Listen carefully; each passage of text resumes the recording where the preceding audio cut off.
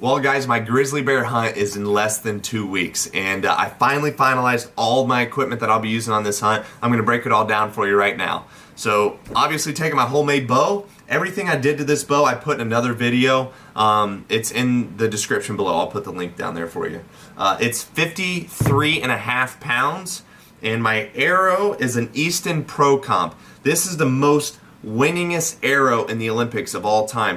Literally since 1996, not a single gold medal has been won without them using an EASTON Pro Comp. So this, it's an incredible arrow because of the carbon and aluminum combination. They have an aluminum core with a carbon outside, and that makes it not have an index. So there's no index, so therefore there's no heavy spot, and it's perfect. It's a perfect arrow, and it's super forgiving for finger shooters. So I'm using a 65 grain insert. It's by Ethics Archery, and that's pretty sweet. Broadhead choice, I am going with a Silver Flame XXL German Kinetic, just shy, 1/8 inch shy of a 2-inch cut, and it's 250 grains. So that is a beast of a broadhead. I'm going with a 4 fletch, 3.5 inch batwing feather, kind of shield cut with a crazy strong helical. Let's see if you guys can see that helical. It's as strong as you can get. If you're shooting under 290 feet per second, you need a helical. So I put as much as I could on there, and nocturnal nock, which I'm honestly not a huge fan of because they break on me all the time, but it works the best for the micro diameter arrows. Now total arrow weight is 608 grains. So this is a beast of an arrow. And my FOC, I calculated it, it's at just under 25%. So you're talking a massive amount of front weight. Look at this. I mean, that is a ton of front weight. Again, more FOC with a stick bow, you'll find is it makes it more forgiving. I have much more variability between broadhead choices, so I'll actually have different broadheads in my quiver based on the situation that I'm in. So for windy conditions, I'll have a much smaller broadhead than this that weighs the same, just a smaller profile, and then for normal situations close up, I'll be using this. So guys, the rest of this video is going to be all breaking down the individual components and why I chose what I did and shooting the bow. Okay, so obviously you guys know I'm shooting the EASTON Pro Comp. Now I'm going to show you guys the insert setup that I'm running. I had 2 inserts that both are equally great, and the titanium insert by EASTON is super straight and super, I mean, it's awesome. I really like it. And then the Ethics Archery insert, which is kind of a 2-part insert, is the other one.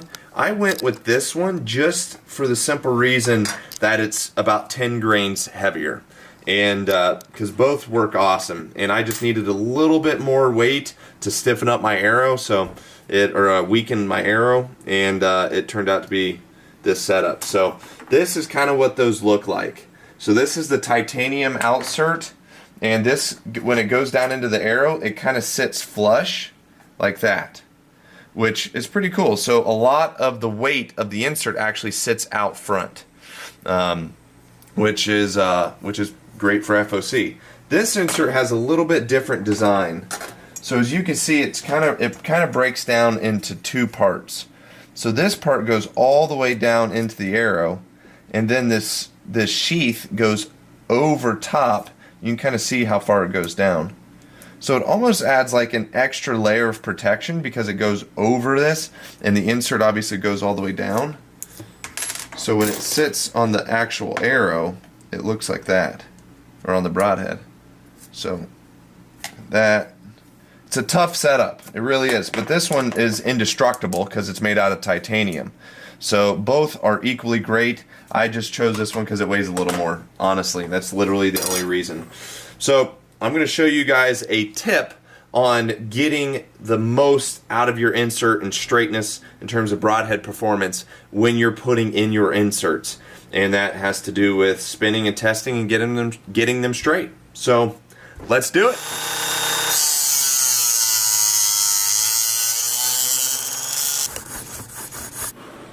Step 1, do not use glue, like actual Loctite glue. I do not recommend that. I would use hot melt glue. It's way better. So the reason I think that is because you can actually have some adjustability. It's not permanent. You damage the point, you can actually get your arrow out. So I always use the longest field point I have. This is a 300 grain, super long field point, and I'll explain why in a second. But you heat up the insert, then you heat up your glue, lather this bad boy up pretty good. I am very, very generous with the glue because at the end of the day, a lot of it will push out the end of the shaft anyway. So you just don't want to have not enough. And then I actually heat the glue up a little bit more like this. And then the next step, you push that in there, just normal. Okay, and then what I do for this part, I just kind of drift this up a little bit, like this. I don't want to go over the hole because then it'll get in the actual threading. Then I'll heat that up a little. Then take the sleeve and put over top. Now this is where the long part comes in, the long part of this. So when you use a long point, the longer you can get it away from the arrow, the better, because it will show you more errors when you actually spin it. So I spin this and adjust it until it spins perfect. The Pro Comps are incredible arrows, but look at this. I mean, that is absolutely perfect. So now what I do is I'll dip this in cold water, and that long point makes it kind of hard. Dip that in cold water, take this off, dip the rest in there because I don't want the carbon to get damaged by the heat. And then the next part's pretty fun. You just kind of peel off the excess glue. It actually makes for a really nice clean break, just like that. Then you got yourself an absolute dynamite setup. Okay, as you guys can see, this has a little bit of a wobble in it. So you just give this little twists until that wobble disappears. And you can see it's getting better. There's the wobble, and you just go all the way around until you find that perfect spot where that arrow doesn't wobble. You can see some spots are better than others as I do this. I'm just looking for that perfect spot. Yeah, that's pretty darn good. Look at that. Maybe just a little more. That's it. That's what you want. Look at that. That will 100% make a massive difference with your broadheads. It really will, especially if you're shooting a fixed blade. You get a lot of wiggle room when you shoot a mechanical like a Sever, just because of the low profileness of it. But when you shoot a big, giant broadhead like this, for example, and that thing starts wobbling out on the tip, it's going to make it extremely inaccurate. Okay, let's talk about broadheads. So I got a variety of broadheads here, and I did choose one of these for my grizzly bear hunt. I'm going to break down each one of them and why I am going to shoot the one that I am, and also break down other ones that I'll be shooting later in the year. So starting from the left here, we got a Valkyrie head. These broadheads are really accurate, but as you can see, the reason they are so accurate is because they're so tiny. So they have less than an inch cut, but they do have 3 blades. So they do have some good qualities about them, but I don't like these just because they're so small. These necks are cutthroats. Now that's a 250 grain single bevel broadhead, which actually is a pretty good head, but also small in terms of cut diameter. It's like 1 1/8 inches. These are Simmons Swamp Sharks. Now these are nice because they're pretty affordable. They're about 1 5/8 inches cut, which is pretty good, but I want to go bigger if I can. And then we get to these Mac Daddy heads, which I'm actually going to shoot one of these for my heads for my grizzly bear hunt. So these are German Kinetic Silver Flames XXL 200 grain, and then the German Kinetic Silver Flame XXL 250. Now, this one's actually wider than this one by 1/8 of an inch, but this is a 250 grain broadhead and a 200. The things I don't like about these are price. These broadheads are literally like $50 each. When I ordered this from German Kinetic's website, it cost me 110 euros for 2 broadheads. So that's a lot, but they're big. I mean, they're big, huge cut, almost 2 inches.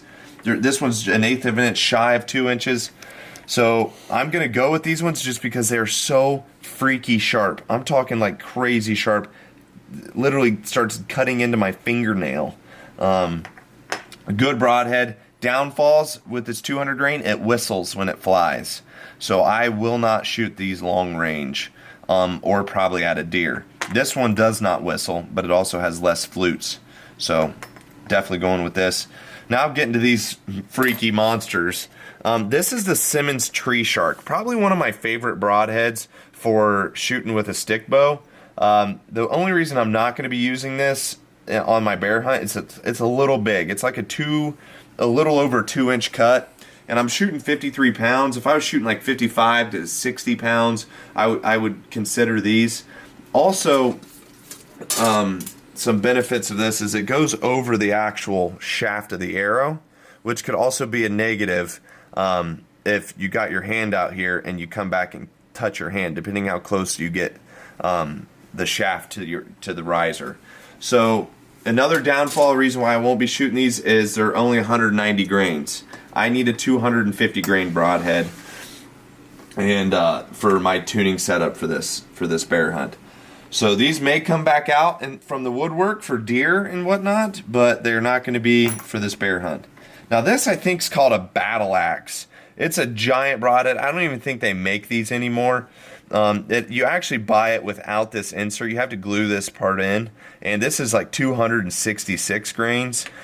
This would be great for like turkeys or something, but definitely I'm not shooting this at anything. Like, it's just too big for me.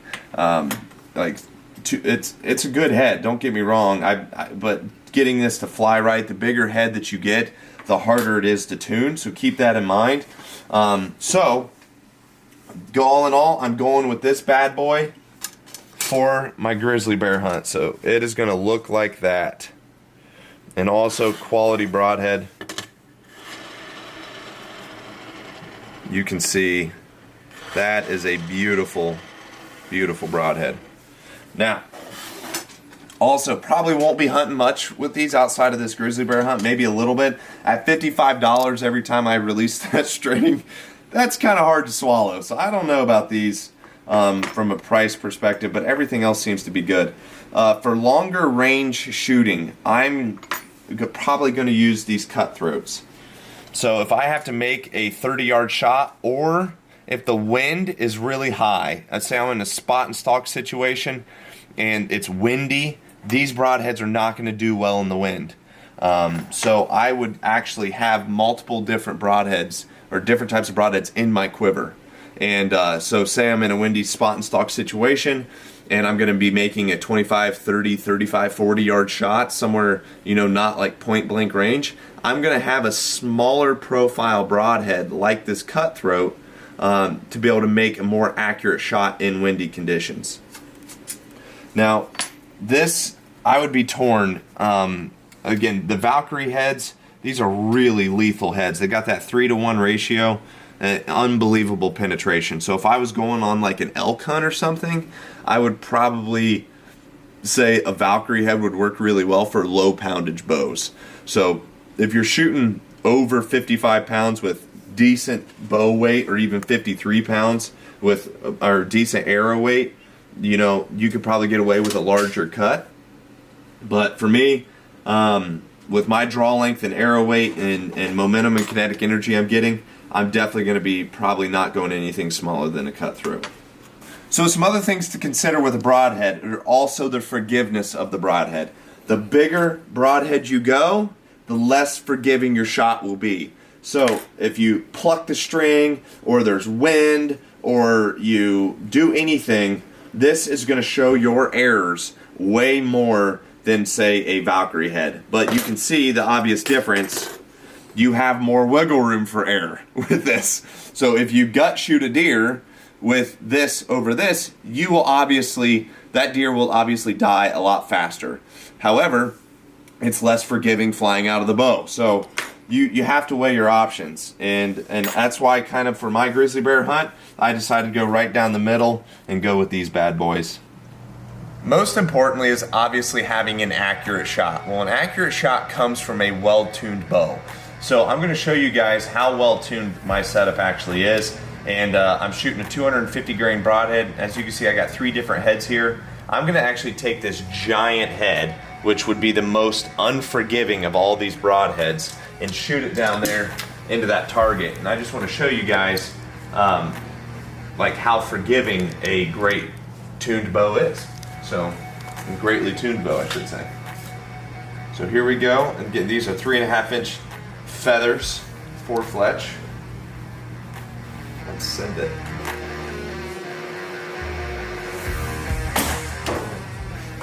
That's pretty awesome. It shoots a little low, probably because it's heavier than 250 grains. I think it's like a 260 grain point, but that's a giant broadhead. And as you can see, it flies great. So this is actually the broadhead I'll be hunting my grizzly bear with here in a couple weeks. So I'm going to show you guys the flight of this bad boy. It is awesome.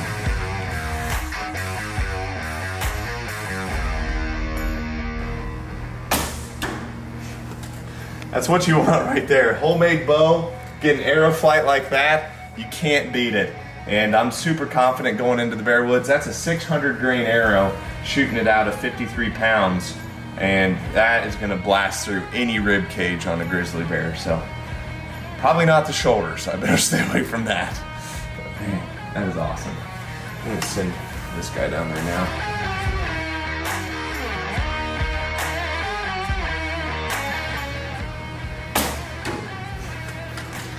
What you want? 3 next.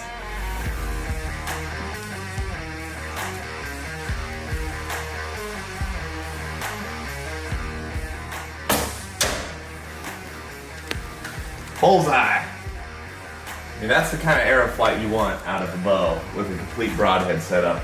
And this is a lot further than the distance I'll actually be shooting that grizzly bear. So I'm super confident, ready to hit the woods. Oh, man. I just hope I get a chance at a bear.